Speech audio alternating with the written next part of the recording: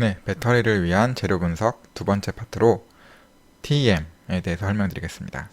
XRD가 벌크 결정 구조를 보여준다면 TEM은 나노 스케일에서의 결정 구조를 보여주는 장비라고 할 수가 있습니다. 이게 어떤 의미를 갖는가? XRD에서는 제가 말씀드렸듯이 파우더가 랜덤으로 배열되어 있거나 폴리크스탈이면 결정면이 늘 똑같은 인텐시티의 비율을 갖는 픽으로 나타난다고 했어요. 그런데 XRD에서도 특히 그러니까 즉 XRD에서는 그런 파우더가 아예 방막이거나 아예 싱글 크리스탈이거나 그래야지만 이제 인텐시티의 차이를 분석할 수 있고 그에 따라서 이제 결정 방향이 어떻게 배열됐는가를 알 수 있어요. 그런데 TEM에서는 각각의 파우더들을 볼 수가 있잖아요. 그럼 각각의 파우더들의 결정 방향을 따로따로 분석할 수가 있어서 결정 배양성을 판단할 수가 있죠. 그러니까 나노스케일에서의 결정 구조를 분석하는 거고, 그렇기 때문에 좀 더 그 나노세라믹스 재료를 분석할 때 굉장히 많이 쓰이는 분석법입니다. 물론 파우더를 하시는 분들은 그렇게 크게 중요하지는 않은 것 같아요. 나노를 하시는 분들은 굉장히 많이 접하는 논문들에도 많이 접하는 내용이고, 또 알아두면 알아둘수록 파워풀하게 사용할 수 있는 내용입니다. 그럼 TM으로 무슨 분석을 할 수 있냐? 첫 번째, TM의 로우 맥, 그러니까 저배율을 찍게 되면은 내가 만든 나노 구조의 몰포로지를 볼 수가 있습니다. 이 나노 구조는 가운데 티녹사이드 나노 벨트가 있고 티아우트 나노 라드가 이렇게 뻗어 있는 형상을 FIB로 크로스 섹션 이미지를 크로스 섹션 샘플을 뜬 것입니다. 그래서 이렇게 나노 벨트 위에 나노 라드가 이렇게 방사형으로 자란 것을 확인을 했습니다. 두 번째, SAD 패턴입니다. SAD 패턴을 딱 찍었을 때 이러한 격자 패턴이 나와요. 이 격자 패턴의 격점 하나하나가 이제 결정면 정보예요. 나중에 설명드리겠습니다. 이 결정면 정보를 우리가 파악해서 이 격자가 어떻게 배열되어 있는 이 나노 물질이 어떤 결정면으로 배열되어 있는가, 어떤 결정 방향을 갖는가를 분석을 할 수가 있어요. 세 번째로 하이 레졸루션 이미지, 그러니까 고배율 거의 100 보통 이제 SM 이미지가 이제 10,000배, 10만 배잖아요. 그러면은 TM은 100만 배거든요. 100만 배면은 그 원자 사이의 거리가 보입니다. 그러니까 결정면 사이의 거리를 바로 구할 수가 있어요. 이런 식으로 하이 레졸루션 TM을 찍게 되면은 이 면들이 나오는데 이 면 사이의 방향을 TM 프로그램으로 바로 측정을 할 수 있죠. 그러면은 그 디스페이싱을 구할 수 있으니까 바로 이 면이 내 이 성분을 알고 이 성분을 안다면은 이 면이 어떤 면이구나를 바로 JCPDS로 계산을 할 수가 있어요. 크리스탈 플레인이랑 또 이제 하이 레졸루션일 때 모폴로지를 또 알 수가 있죠. 그리고 이런 TEM 분석은 보통 EDS 분석이랑 같이 수행을 합니다. EDS 분석을 하게 되면은 엑스레이를 이제 쬐었을 때 이오네이제이션 되는 에너지가 다 각 물질마다 다르거든요. 그러면은 성분을 알 수가 있어요. 즉, 틴 같은 경우, 틴, 안티모니, TI, 옥시전이 이제 EDS 분석하면 이렇게 다 따로따로 배열돼 있다. 그래서 가운데는 틴과 안티모니가 많은 나노벨트고 가장자리는 TI와 옥시전이 많은 TiO2 나노라드다라는 거를 이렇게 분석을 할 수 있죠. TEM을 한번 찍으면은 굉장히 다양한 것들을 분석할 수 있기 때문에 이런 것들을 잘 알아두시면은 내가 TEM 찍을 때 뭘 봐야겠구나. 내가 샘플이 어떻게 될 것이라 예측되는데 그 예측되는 거에 뭐를 내가 알아야겠구나를 알 수가 있죠. 좀 더 이제 나가봅시다. 그러면 아까 제가 설명드린 대로 하이 레졸루션에서 디스페이싱을 설명드렸잖아요. 그럼 그 디스페이싱을 어떻게 구하는가를 좀 살펴보겠습니다. 오맥에서 이렇게 보면은 뭔가 되게 신기하다. 그럼 확대해서 보게 되죠. 확대해서 보면은 이렇게 굉장히 격자 패턴이 보이게 돼요. 그러니까 그러면 격자 패턴의 디스페이싱을 이 격자 사이의 거리를 저희가 바로 잴 수가 있습니다. 그러면은 그게 결정면에 디스페이싱이 되는 거죠. JCPDS로 찾으면은 일단 이 결정면 디스페이싱을 구하고 0.25 나노미터가 되는 이제 TiO2니까 TiO2의 결정면을 계산하면 101이 된다라고 바로 알 수 있죠. 그러면은 이게 재밌는 게 이 결정면을 알 수 있고 또 렉티스니까 요 결정면도 알 수가 있어요. 그러면은 결정면이 요렇게도 있고 요렇게도 있는 거잖아요. 그러면은 이 결정면과 이 결정면 수직인 그런 이 두 결정면의 방향, 요 방향까지 요 방향과 요 방향이죠. 요 방향과 수직인, 즉 이 여기 화면을 뚫고 나오는 방향을 벡터를 구할 수가 있어요. 어떻게 구해요?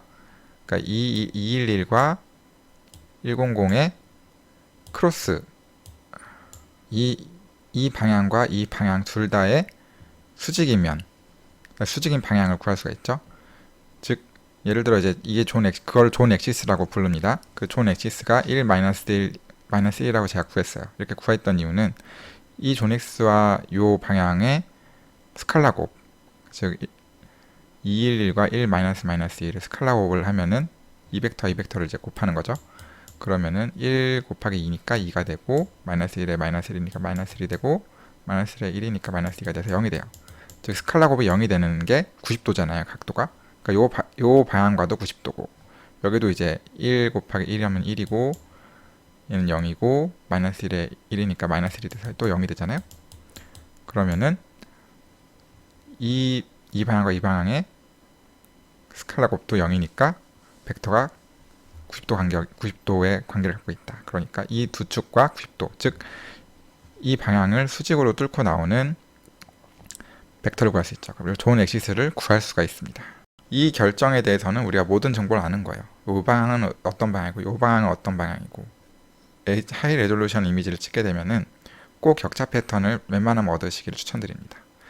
물론 이렇게 파티클인 경우에는 이렇게 격차 패턴을 얻기 잘 안 얻어지는 경우가 있어요. 그냥 한쪽으로만 격자가 얻어지는 경우도 있는데 이래도 충분히 이 디스페이싱은 이 면이고 그러니까 딱 이 성분은 TiO2야 뭐 또는 얘는 카드뮴 세레나이드니까 카드뮴 세레나이드 이렇게 딱 정의를 내리는 수준으로 끝날 수도 있지만 만약에 저희가 격자를 얻었어요. 그러면은 요 면과 요 면 정보를 알고 존 X까지 알아서 얘의 크리스탈 스트럭처의 방향을 딱 알면은 얘가 어디로 성장했다. 지금 얘는 여기니까 지금 이렇게 성장한 거잖아요.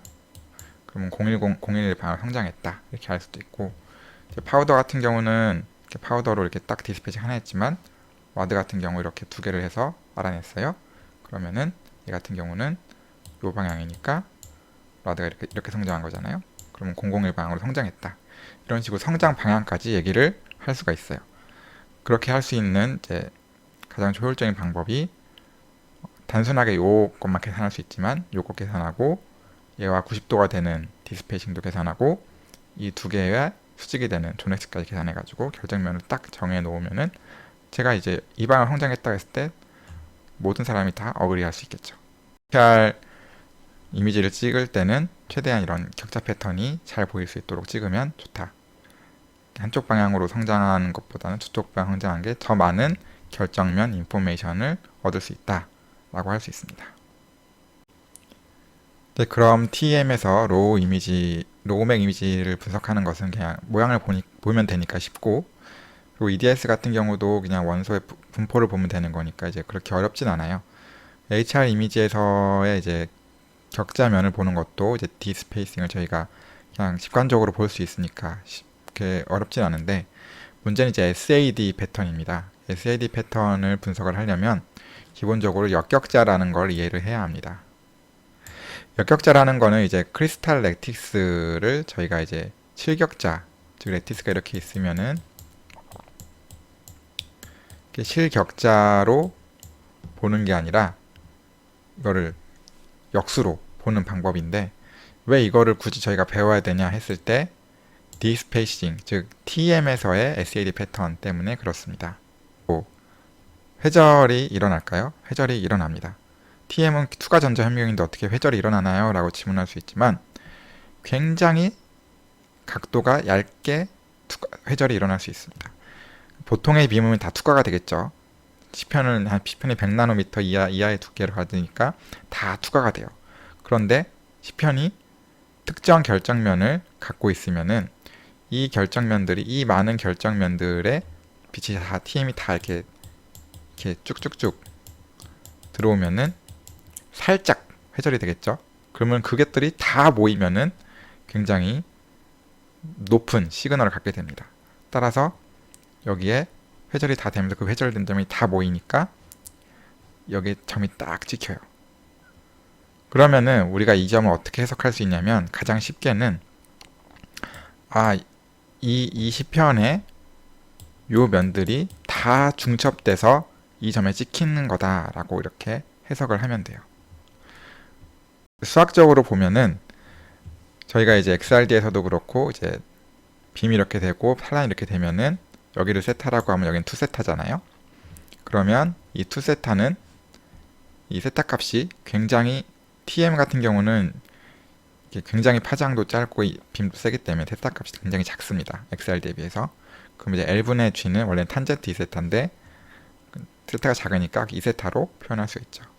그 다음에 저희가 디스페이싱의 브래그 이퀘이션 ED 사인 세타는 n 람다를 배웠죠.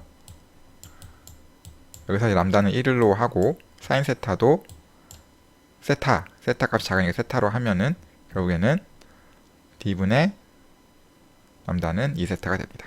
그러면 요거 요거를 결합을 하면은 어떻게 나오나요? 짠, 이렇게 GD는 L 람다가 돼요. 이 L은 이제 TM에서의 길이, 이제 길이라고 했습니다. 카메라 렌즈 길이라고 할 수 있습니다. 굉장히 TM 크잖아요.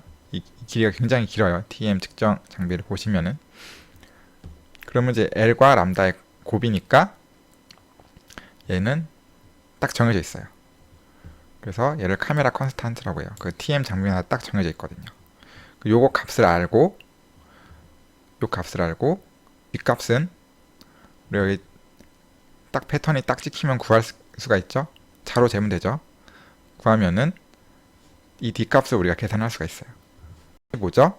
D 스페이싱이죠. 이 D 값은 지금 G와 서로 역수관계 있어요. 얘가 컨스탄트 C니까 컨스탄트니까 서로 역수관계 있어요. 따라서 이 TEM에서 찍히는 이 디프렉션 스팟은 그때 거리 G는 이 D 스페이싱과 역수관계다. 그러니까 우리가 일반적인 D 스페이싱을 구할 때 실격자에서 이렇게 구하면 안 되고 이 실격자를 수학적으로 변환해서 역격자라는 걸 만들어서 이 역격자로 좀 더 이제 부연 설명을 해보겠습니다. TEM에서 이런 식으로 TEM 빔이 이렇게 떨어지면은 TM에서 찍을 수 있는 플레인이 있고 없는 플레인이 있어요. TM에서 찍을 수 없는 플레인은 어떤 플레인일까요? 그러니까 결정면이 예를 들어 이 TM면과 이렇게 수직인 면이 있을 수 있어요. 그러면은 이거의 디스페이싱은 이렇게 구해질 텐데 얘는 얘를 그냥 뚫고 지나갈 뿐이죠. 회절이 일어날 수 없어요.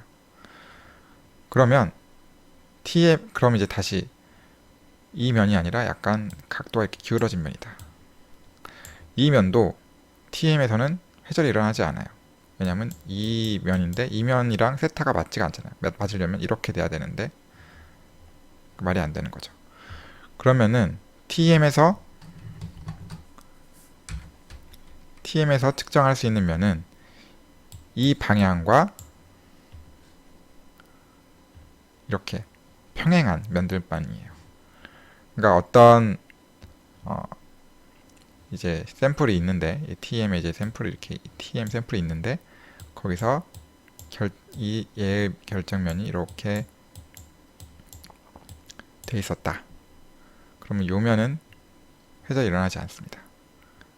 요 방향의 90도인 요 면과만 회절이 일어나는 거죠. 왜죠? 빔이 이렇게 떨어지면서 이게 이렇게 돼 있으니까 이게 완전히 90도긴 하지만 이게 약간의 오차만 있어도 어떻게 표현할 수 있을까요? 이런 식으로 이렇게 이 세타가 굉장히 작다고 했어요. 이게 엄청 작아요. 진짜 엄청 작아서 거의 평행한 건데 어쨌든 이렇게 되면서 회절이 된다고 보시면 돼요. 그래서 TM에서는 TM의 그 빔과 평행한 면만 볼 수 있다. 그러면 이제 이 면 같은 경우는 여기서 이렇게 꺾이니까 빔이 이렇게 내려오면서 이렇게 꺾이니까 요 면들이 이렇게 중첩이 이렇게 돼 있으면은 아까 말씀드린 대로 요면들이 다 이렇게 중첩이 돼서 SAD 패턴 형성하는 거예요. 반대로 요면 어디겠어요? 이렇게 다 중첩이 되겠죠. 어떤 학생이 이렇게 질문을 했어요. 요면도 있고 요면도 있는데 왜 그런 겁니까? 그럼 뭐 당연하죠. 세타가 이렇게 돼서 이렇게 거의 90도니까 이렇게 해서 이렇게 회전할 수도 있지만 이렇게 해서 이렇게 갈 수도 있으니까 요 패턴도 있고 펜도 있고 같은 면인 거예요. 여기도 이렇게 되겠죠. 자, 그러면 이런 SAD 패턴을 얻었다. 그러면 어떻게 제가 분석할 수 있겠어요? TM이 이렇게 요런 면이 있고 요런 면이 있고 여기 기준으로 또 직각인 요런 면이 있구나.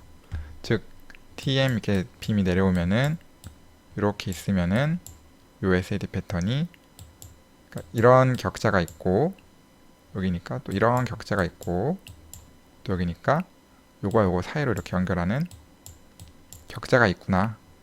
그럼 요면과 요면의 벡터를 알면은 이거와 이거의 벡터의 합이 요거니까 요 면도 구해지겠구나. 이렇게 계산을 하시면 돼요. 자, 그럼 이제 역격자에 대해서 알아보겠습니다. 저희가 이제 수학적인 모델로부터 이제 역격자를 구할 수가 있고 설명을 할 수가 있는데 그렇게 이해하면 굉장히 좀 학문적이고 이해하기가 좀 어렵습니다. 그래서 좀 실질적인 방법으로 이해를 해보려고 합니다.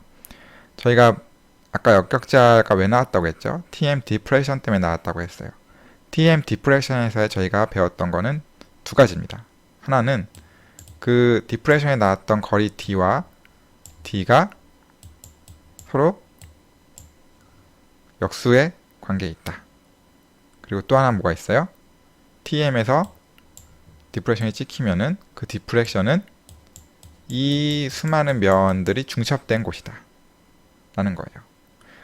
자, 이 두 가지만 알면은 역격자를 정의하기가 굉장히 쉬워요. 자, 이 두 번째에서 보시면은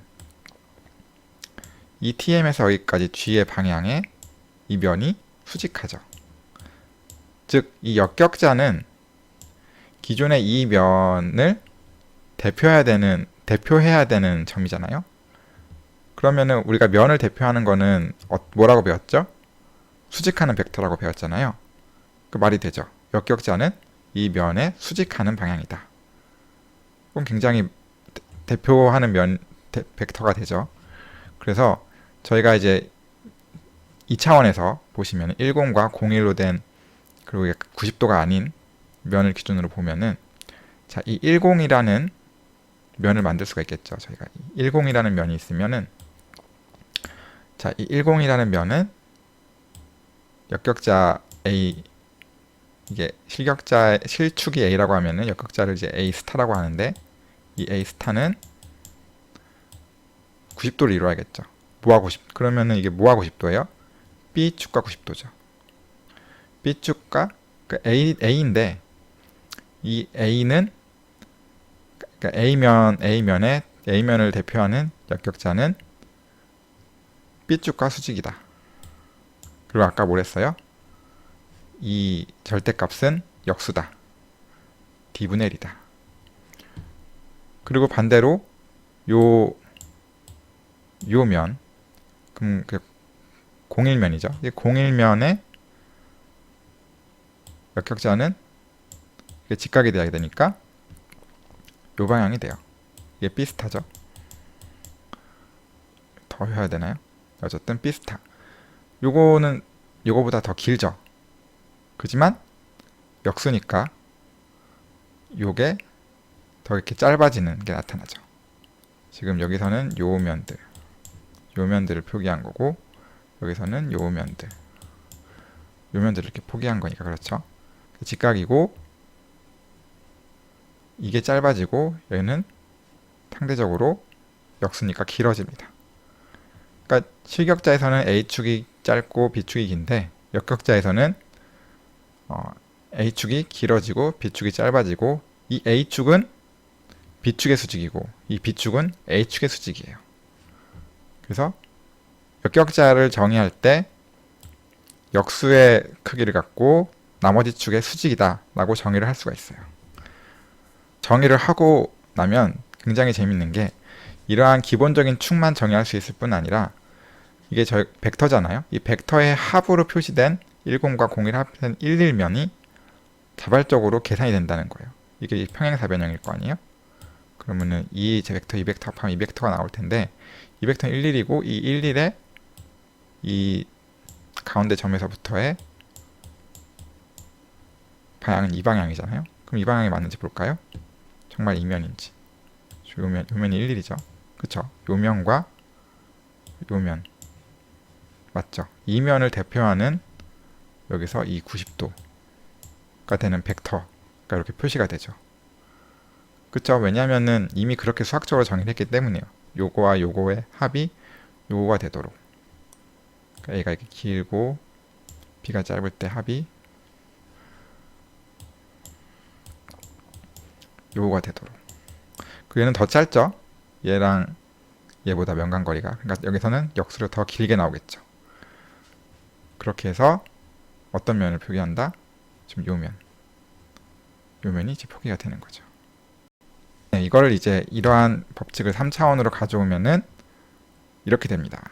3차원에서 A축에 대한 역격자 A 스타는 나머지 B축과 C축의 직각인 그리고 이 A값 100면의 이 D 스페이싱의 역수인. 그러면 결국 A, B, C가 이렇게 돼 있으면은 A는 길어지고 C가 제일 기니까 여긴 짧아지고 이렇게 계산을 할 수가 있습니다. 그래서 이제 역격자를 저희가 알아두을 때 이제 핵심은 결국 그겁니다. D 스페이싱이 있으면은 이 사이에 점들이 찍혔다. 그럼 이 점들이 대표하는 면은 이 면들, 직각의 면들의 합이다. 그래서 이 직각의 방향으로 면이 생길 것이라고 예상을 할 수 있고 이 거리를 구하면 이 면간거리의 역수로 해서 면간거리를 구할 수 있다. 이게 핵심이죠. 이제 그러면은 이제 저희가 역극자를 배우고 SAD 패턴을 읽을 줄 알면은 좀 더 궁금해지죠. 이제 어떤 학생은 이런 질문을 하게 됩니다. 선생님, 그런 개념을 알겠는데 그 SAD 패턴 보면은 처음에 이제 그 트랜스미션 빔 사이에 이런 첫 번째들은 알겠는데 이게 엄청 많잖아요. 이것들은 뭐예요? 왜 이렇게 스팟이 이렇게 많은 거예요? 그러면은 이제 정말 이제 학문적인 것을 정말 잘 통달하신 자기도 이제 열심히 공부해가지고 이걸 깨우친 선생님들이 되게 기뻐하면서 어서 오게 하면서 이제 1시간 동안 이제 결정학 얘기를 하게 되죠.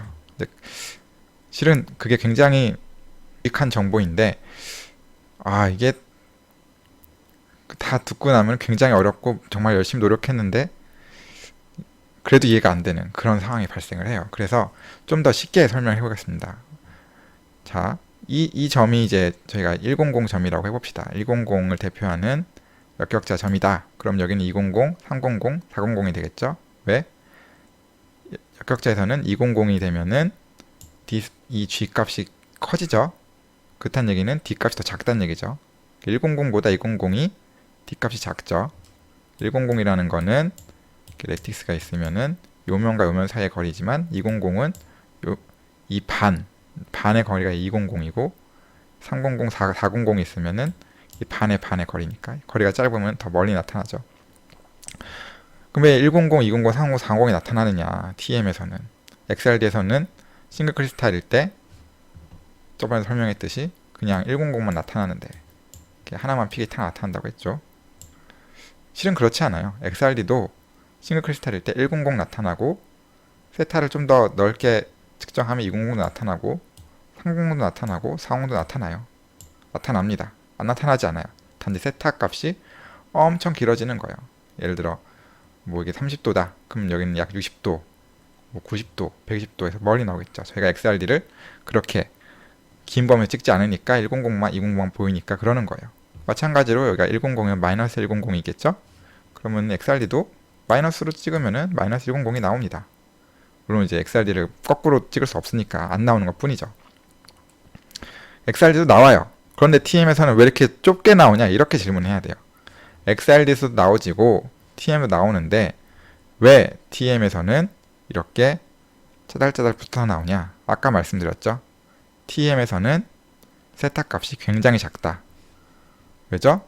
카메라 경통이 굉장히 길고 TM 파장은 XRD 파장보다 되게 짧아요. XRD는 기껏해야 뭐 0.15 나노미터의 파장을 갖죠. 카파 K 알파 픽을 쓰면은. 그런데 TM은 아까 뭐랬어요? 300kg 또는 200kg 일렉트론 볼트라고 했어요. 그러면은 이거를 파장으로 환산하면 람다는 1240 나누기 에너지가 되거든요. 그러면은 1240을 300 곱하기 10의 3승 일렉트론 볼트로 나누는 거예요. 1 나노미터가 되겠죠. 거의 뭐 0.003 나노미터예요. 그러면은 이거에 비해서 엄청 작죠. 람다가 엄청 작으니까 d 사인 세타는 n 람다에서 람다가 작으니까 사인 세타니까 이 세타 값이 작아지는 거죠. 객관적으로 얘기하면 요 세타나 TM 입장에서 보면은 굉장히 작은 세타 값이라는 거예요.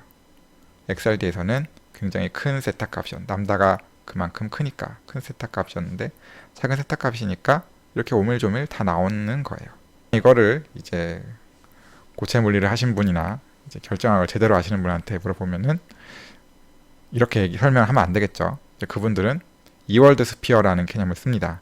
이월드 스피어를 알고 있나 자네? 라고 하면서 이월드 스피어에 대해서 이제 한참 설명하신 다음에 그 결론은 뭐냐면 이월드 스피어의 R 값은 람다분의 1에 비례합니다. 파장이 작으면은 R 값이 커져요. 즉 TM은 이월드 스피어가 굉장히 커요. XRD는 이월드 스피어가 작습니다. 그때 이 이월드 스피어는 역격자에서 존재하는 거거든요. 얘가 100, 200, 300 이렇게 갈 수 있겠죠. 마이너스 100, 마이너스 200, 마이너스 300 이렇게 플레인이 있다면은 XRD는 이월드 스피어가 반지름이 작으니까 커브하는 경우가 여기밖에 없다. 그러니까 세타 값이 굉장히 크니까 안 나타나는 것과 마찬가지로 커브하는 경우밖에 없다라고 하지만 TM에서는 레디어스가 크니까 요 이월드 스피어에 딱 접하는 면이 이제 수학적으로 표기가 되는 면인데 이렇게 만나니까 이렇게 다 이것들이 표기가 되는 거다 라고 이렇게 설명을 할 수가 있습니다. 이월드 스피어란 개념을 알면 좀 재밌는 게 보여요. 혹시 SAD 패턴에서 뭔가 재밌는 거 보지 않으셨나요? 보신 분이 있을 거예요. 요 점. 여기 점이 없다가 여기 갑자기 점이 생겨요. 이게 뭐냐면 여기에 있는 이월드 스피어가 아닙니다. 이거의 위에 층에 또 역격자가 이렇게 있을 거예요. 그럼 그 역격자들에 이렇게 되면서 여기에 만나는 이 이월드 스피어와 요 역격자가 만나는 요 점이 이제 이쪽이니까 요 점이 여기 잡히는 거죠. SAD 패턴도 이제 배열을 정할 수 있거든요. 그럼 좀 저배열로 보면은 여기에 이제 막 오밀조밀 패턴이 있다가 또 여기에서 오밀조밀 또 패턴이 또 두 번째 패턴이 생기고 또 한 바퀴에서 오밀조밀 패턴이 생겨요. 그럼 걔는 이제 이 세 번째 층에서 이월드 스피어랑 이렇게 만나는 이월드 스피어의 레디어스랑 만나는 점인 거죠. 스피어에 대한 자세한 설명은 결정학 강의를 들으면 정말 충분히 이해할 수 있을 거라 생각합니다. 네, 저희가 그러면 이제까지 SAD 패턴이 생성되는 원리와 SAD 패턴을 분석할 때 역격자를 왜 써야 되는지 알아봤으면 이제 그럼 실제 SAD 패턴이 어떤 패턴일 때 그것이 어떤 결정 구조에 해당하는지 실제 알아야겠죠. 저희가 대학원생으로서 실제 당면한 문제는 원리를 설명하는 것보다 문제를 푸는 거잖아요. 막상 SAD 패턴을 찍었는데 분석을 못하면은 말짱 꽝이겠죠. 가장 기본적으로 분석하는 방법은 이제 디스페이싱을 이 거리 값을 구한 다음에 역수를 해가지고 이 면의 디스페이싱을 구한 다음에 이 디스페이싱 정도를 구해서 이면과 이면이 예를 들어 내가 이제 이거의 이제 조성 정보는 이제 XRD로 알 수 있으니까 이게 뭐 100이다. 그리고 얘가 010면이었다. 그랬을 때 요 면과 요 면을 합했을 때 요게 110 면이라고 우리가 가정할 수 있잖아요. 벡터로 합이니까. 근데 이 디스페이인가 이 디스페이스를 통해서 요거와 요거는 구했어요. 근데 요 면은 우리가 벡터 합으로 구했죠. 그럼 요 면의 디스페이싱이 JCPDS 있겠죠? 그리고 내가 이 거리를 구해서 디스페이싱을 실제로 구할 수도 있겠죠. 즉 이론값과 실제값이 딱 일치한다. 아, 그러면 요 이렇게 결정면이 구성되는 게 맞구나라고 생각할 수 있죠. 그러면은 이제 전체 이제 이거 세 개만 인덱싱해도 나머지는 자발적으로 다 인덱싱이 되죠. 이거 마이너스 값이고 얘도 마이너스 값, 대칭이니까 얘도 마이너스니까 나머지가 다 인덱싱이 돼요. 그러면은 나머지 값들도 진짜 디스페이싱이 맞는지 이 실제 거리값과 이론값이 맞는지 확인하면 이제 인덱싱이 되는 거예요. 따라서 이러한 격자 패턴과 이 격자가 이제 어떤 면인지 어떤 결정면일 때 어떤 격자가 생성되고 그때 어떤 면부터 나오는지 실은 데이터베이스가 다 있습니다. 제가 또 강조하지만 투과 전자 현미경 분석학 부록에 다 나와 있어요. 이것만 있으면은 뭐 SAT 패턴에 대해서 정확하게 이해하지 않아도 다 SAT 패턴을 분석할 수가 있습니다. 여기서는 기초적인 이해만 짚고 넘어갈게요. 예를 들어 FCC 큐빅의 경우에는 이렇게 AB 플레인으로 보면은 이렇게 이제 꼭지점에 원소들이 있고 그 페이스 센터드에 또 다른 NA면은 이제 CL이겠죠. NA이고 CL인 다른 원소들이 있습니다. 자, 그러면은 요 면과 요 면은 디스페이싱이 같죠? 그러니까 이렇게 디스페이싱이 같은 거리, 역수로 되는 같은 거리 형성이 되고 200, 020이라고 설명할 수 있습니다. 그러면 이제 200, 020이면은 이거 두 개 합하면 220이잖아요. 맞는지 볼까요? 이 면은 이렇게 요 면이죠. 요 면. 그죠? 200 이면은 요 면과 요 면에 이거니까 220으로 나오죠. 그러니까 SAD 패턴을 얻었는데 이 SAD 패턴이 정사각형 모양이다. 그러면은 FCC일 것이다 라고 생각하시면 됩니다. 그런데 꼭 FCC가 아닐 수도 있어요. 테트라고날도 C축을 제외하고 AB 플랜은 정사각형이니까 또 이렇게 나올 수가 있겠죠. 자, BCC를 봅시다. BCC 같은 경우에는 똑같이 정사각형이에요. 정사각형인데 가운데 점이 하나 더 있죠. 왜일까요? 여기 하나 더 점이 더 있죠. 이 점이 있으니까 이 점이 있는 거다 라고 단순히 외우셔도 되고요. 이제 뒤에 설명을 드리겠지만 이제 그 회절 간섭에 의해서 이 면이 BCC에서는 나옵니다. 여기서는 안 나오는데, 그래서 어쨌든 이런 정사각형 모양인 것 같은데 가운데 점이 더 있다. 그러면 이제 BCC다라고 생각하시면 됩니다. HCP 헥사고널 스트럭처다. 그러면은 KAB 플랜은 어떻게 될까요? 헥사고널 스트럭처에서의 A와 B는 같죠. A1과 A2는 같은 길이에요. 그러니까 A1축과 A2축이 있으면은 이때 각도는 120도입니다.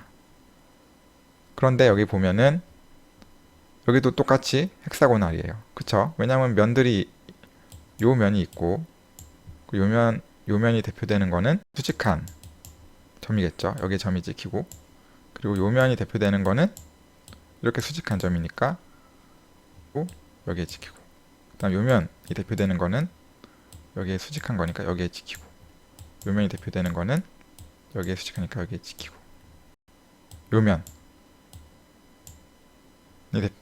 대표되는 거는 여기에 찍히고, 그 다음에 요 면에 대표되는 거는 여기에 찍히겠죠. 그러면은 점이 똑같이 헥사고날이죠. 약간 틀어진 헥사고날이에요.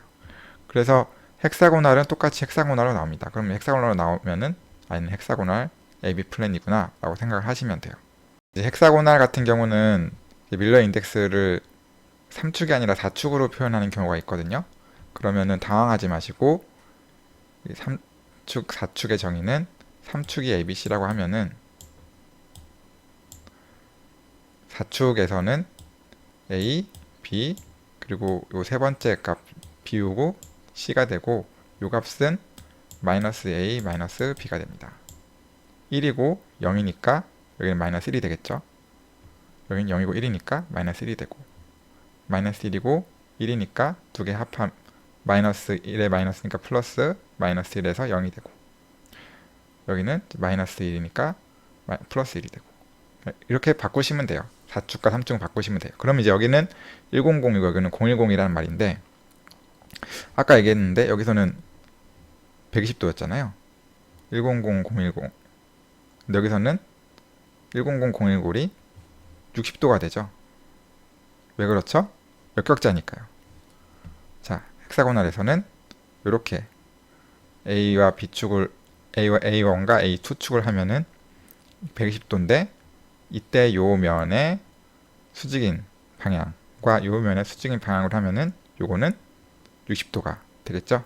그래서 이렇게 1010, 010으로 표시를 하면 됩니다. 네, 그러면 이제 SAD 패턴이 어떻게 형성되는지 알고 그 방향을 이제 어떻게 결정면을 어떻게 설정하는지도 배웠어요. 이제 하나 남은 게, 왜 FCC는 이렇게 점이 안 찍히고 BCC는 점이 찍히는지, 그리고 FCC는 아까 살짝 제가 언급을 안 했는데 100에 안 찍히고 200부터 찍혀요. BCC도 그렇고요. 100 아니고 200부터 찍히고. 근데 헥사고널은 100부터 찍혀요. 왜 이런 차이가 날까요? 라고 질문하면 굉장히 또 결정학을 가르치시는 교수님이 기뻐합니다. 어서 오게 자네, 이러면서 내가 왜 그런지 설명해 주지, 이러면서 막 또 1시간 또 설명을 해주세요.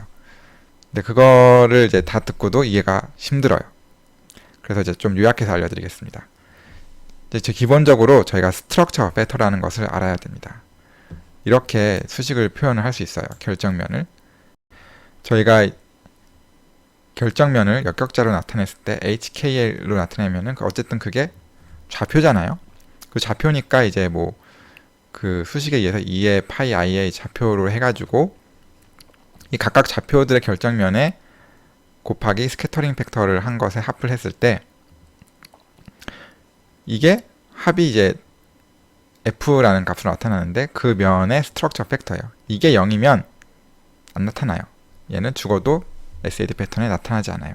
근데 이 값이 뭐 1이다 또는 어떤 4다 그러면은 이 높은 만큼 더 많이 나타나요. 좀 뭔가 비슷한데, XRD에서 저희가 인텐시티 얘기할 때 얘는 이렇게 나타나는데 얘는 이렇게 작게 나타난다고 했잖아요. 이제 면의 밀도라고 했잖아요. 같은 개념이에요. 이게 인텐시티가 4고 얘가 1이다. 그럼 얘가 4고 얘가 1인 거죠. 그럼 XRD에도 안 나타나는 면이 있나요? 근데 안 나타나는 면이 있었어요. 그래서 제가 XRD에서 스트럭처 팩터 때문에 이제 안 나타나는 면이 있다라고 말씀드렸잖아요. 그걸 여기서 말씀드릴 거예요. 그러면 왜 어떤 면은 나타나고 어떤 면은 나타나지 않는가에 대해서, 물론 이렇게 수직으로 표현할 수도 있지만 핵심은 그거거든요. 이 스캐터링 팩터. 이 스캐터링 팩터가 0이면은 이거 뭐 아무리 더해봤자 안 나타나는 거잖아요. 그럼 이 스캐터링 팩터를 알아봅시다. 단순한 큐빅인 경우에는 상관이 없어요. 단순한 큐빅인 경우에는 모든 픽이 다 나타납니다. 단순한 큐빅인 경우에는 이렇게 생겼고, 레틱스가 AB 플랫만 하면은 요 면에 이제 디스페이싱은 이제 회절에 의해서 결정이 되고, 요 면의 디스페이싱도 이렇게 회절에 의해서 결정이 되는데, 그럼 요 회절에서 이제 이렇게 상쇄되지 않고 중첩되는 거는 세트가 딱 정해져 있잖아요. 그런데 이제 BCC나 FCC에서가 문제예요. 자, FCC를 봅시다. FCC에서 아까 BCC는 110이 나오고 FCC는 110이 안 나온다고 했잖아요. FCC는 110면이 110면의 정의가 요 점과 요 점을 이은 거죠. 이렇게 이은 거와 이렇게 이은 거. 요렇게 이은 거 자체는 요렇게 XRD가 들어가고 이렇게 XRD가 들어가면은 분명히 보강 간섭이 일어나는 지점이 있을 거예요. 문제는 FCC 구조는 베이스 세턴드에도 원자가 박혀 있어요. 그럼 이 원자들이 이루는 면들이 있겠죠. 요 면과 요 면도 스캐터링이 일어나요. 그런데 딱 요 면이 여기에 반이라는 게 문제예요. 그럼 얘가 반사되면서 요 면과 요 면, 이 빨간색 길이는 보강을 이루지만 이 빨간색과 초록색은 딱 반이기 때문에 파장이 차이가 나면서 상쇄가 돼요. 그러면은 이게 아무리 중첩돼 있어도 이게 서로 상쇄를 시키니까 절대 이 픽은 보강이 되지 않는 거죠. 그래서 FCC 110이 나오지 않아요. 근데 BCC는 110이 나옵니다. 왜죠? BCC는 110의 정의가 여기인데 이 사이에 아무것도 없잖아요. 왜냐면 BCC는 가운데에 바디 세턴드니까 가운데 원자가 다른 원자가 하나 더 있는 건데 이 원자끼리의 면도 요거고 메인 원자의 면도 요거니까 서로 이 사이의 면이 아무것도 없어요. 그럼 무조건 보강만 되죠. 상쇄될 면이 없는 거예요. 떨어지죠. FCC든 BCC든 100이 나오지 않는다고 했어요. 그려볼까요? FCC의 경우 100이 나오지 않는 이유. 요 면이 이제 100 면인데 요 면도 100 면이니 서로 반파장 차이가 나니까 중첩이 되겠구나.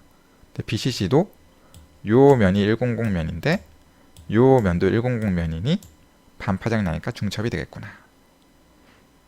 그러면은 이러한 스캐터링 팩터를 곱해가지고 계산을 해보면은 BCC의 경우에는 나오는 면은 HKL을 더한 값이 짝수일 때 나옵니다. 홀수일 때 안 나오고.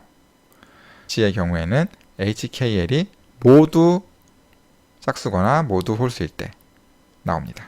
근데 HKL 중에 두 개는 짝수고 하나는 홀수다 이러면은 나오지가 않습니다.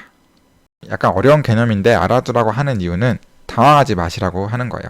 내가 SAD 패턴을 찍었는데 내가 알기로는 이게 무조건 100, 200, 300 나와야 되는데 100이 없어. 300도 없어. 200, 400만 나와. 그러면은 내가 뭐가 SAD 패턴을 다시 찍어야 되나 하면서 TM을 다시 찍을 거 아니에요? 그러지 마시라는 거죠. 그러지 말고 이렇게 안 나오는 것도 있다. 안 나오는 이유가 있었다. 회절 간섭 때문에 안 나오는 이유가 있었다 하니까 나머지 것들로 인덱싱을 하시면 돼요. 마찬가지로 이제 XRD도 자신 있게 얘기할 수 있죠. XRD 패턴을 찍었는데 어떤 면은 나고 어떤 면은 안 나왔어요. 그러면은 이게 단결정은 아닌데 왜 안 나왔지 했을 때 당황하지 마시고 JCPDS를 보시고 안 나오는 면이 있구나.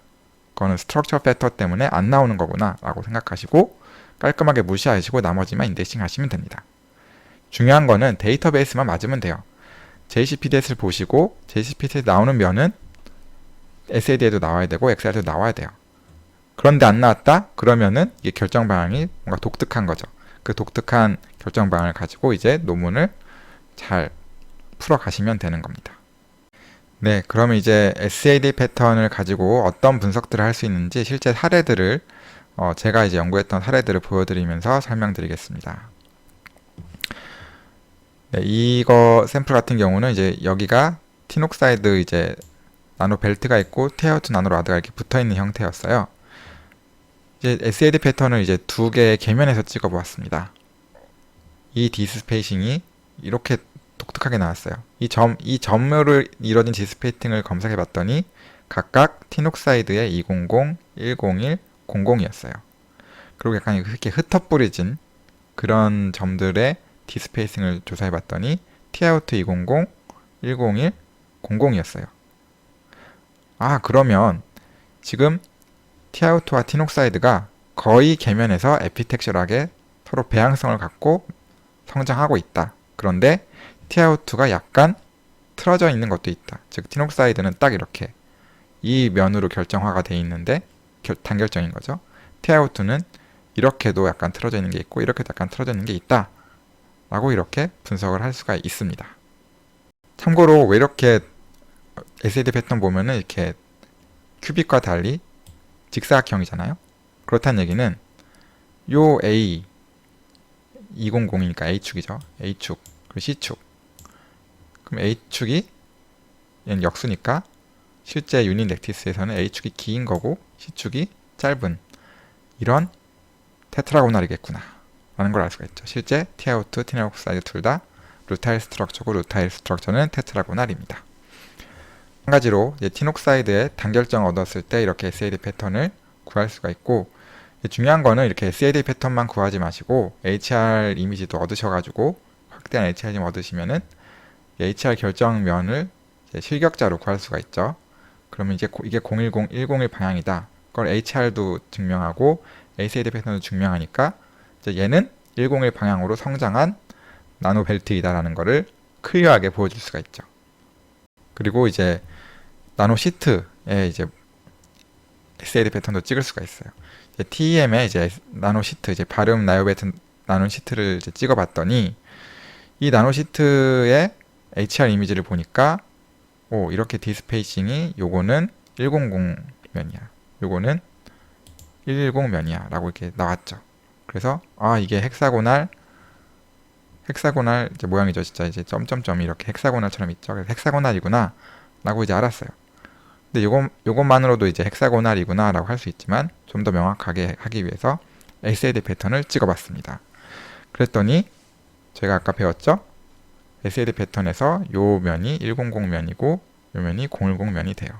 그래서 지금 여기는 어떻게 결정이 이렇게 돼 있는데 여기서는 요거와 요거 사이에 이제 점이 찍히죠?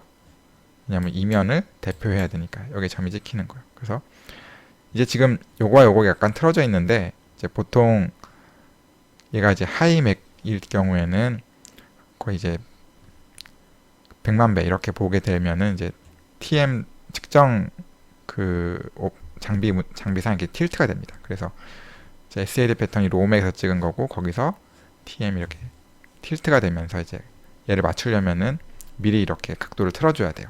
그걸 본인이 알고 있지 않으면 또 당황해요. 왜 각도가 안 맞지? TM 오퍼한테 물어보면 이게 몇백 배 이상에서는 각도가 틀어진다라고 답변을 해주세요. 그럴 때 이렇게 여기를 이제 100이라고 정의하면은 우리가 배웠죠? 헥사고날에서는 60도니까 여기가 010이 된다고. 그럼 맞는지 확인하려면 어떻게 한다 했죠? 100, 010이 여기가 110이 되면 되겠죠? 110 방향이 여기인데 그 면이 U면이겠죠? 여기서 요게 110면이죠. 딱 맞죠? 그러니까 서로 맞으니까 확실하게 얘는 헥사고날 구조구나. 자, 그럼 마지막으로 100과 010면이 이렇게 있어요. 이제 요 면과 요 면을 TM 빔이 뚫고 지나가는 거예요. 그러니까 TM 빔과 평행한 면들인 거죠. 이 평행한 면들의 방향은 요 방향들이니까 요 방향과 요 TM이 뚫고 지나가는 방향은 이 결정면에서 어떤 면이냐를 저희가 구할 수 있죠. 존 엑시스라고 했어요. 그럼 요 방향과 요 방향과도 수직인 방향. 여기는 좀 쉽죠. 100이고 010과 수직인 방향은 001이겠죠. 이거 곱하면 0되고 요거 곱하면 0되는 직각인 지점. 즉 001 방향으로 이 결정면의 존 엑시스는 001 방향이라는 것을 구할 수 있어요. 그러면 이 나노시트는 001면 쪽으로 나노시트구나. 즉 001면이 노출된 나노시트다라는 것을 구할 수가 있죠. 그럼 우리가 노출면도 구할 수 있고 어디로 결정면이 배열되고 어느 두께가 나노시트인지도 다 구할 수 있죠. 그럼 이제 모든 정보를 다 알 수 있는 거예요. 그거를 TM 분석을 통해서 한 번에 다 알 수가 있습니다. 네, 이제 비슷한 분석으로 이번에는 이제 배터리에 적용한 양극 물질을 좀 보겠습니다. 마찬가지로 틴옥사이드 나노 벨트 위에 이번엔 양극 물질인 바나듐 옥사이드를 나노라드로 증착을 시켜봤습니다. 보시는 것처럼 바나듐 나노라드와 틴옥사이드가 에피텍처럴하게 찍히는 것을 볼 수가 있죠. 바나듐 나노라드의 레틱스가 좀 더 작거든요. 그러니까 좀 더 SAD에서는 역격자니까 더 큰 먼 지점에 찍히게 되죠. 자, 그런데 이거를 이제 리튬을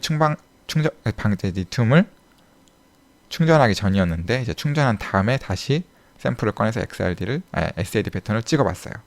그러니까 SAD 패턴이 틴옥사이드는 그대로인데 바나듐 옥사이드 이렇게 틸트하는 것을 볼 수 있었죠. 왜 틸트했을까? 이 결과를 가지고 이제 HR 이미지까지 가지고 분석을 해보니까 리튬이 들어가면서 원래는 이렇게 렉티스가 이 정도였는데 리튬이 들어가면서 삽입이 되면서 이게 벌어지잖아요. 텐사일 스트레인이 걸리니까 기존의 에피텍셜한 관계였던 것이 이렇게 확장되면서 틸트가 되었다 라고 이제 분석을 할 수가 있었습니다. 그렇죠. 이게 틸트 했으니까 이렇게 각도가 바뀌었으니까 그래서 이게 틸트가 어느 정도 됐는지 이 각도가 어느 정도 되는지를 계산을 해가지고 이게 어느 정도 텐사일 스트레인이 걸렸는가 또 계산을 할 수가 있었습니다. TM을 사용하면 나노세라믹스의 결정면을 분석하고 이게 어떻게 성장했는지 또는 이게 리튬과의 반응 전후에 어떻게 바뀌었는지를 설명할 수가 있어요. 그러니까 꼭 이 분석법을 기억해 두시고 혹시라도 나중에 지금 당장은 쓰이지 않겠지만 나중에 쓰일 때 다시 한번 이 강의를 보시거나 영상을 보시면서 리마인드 하시기 바랍니다.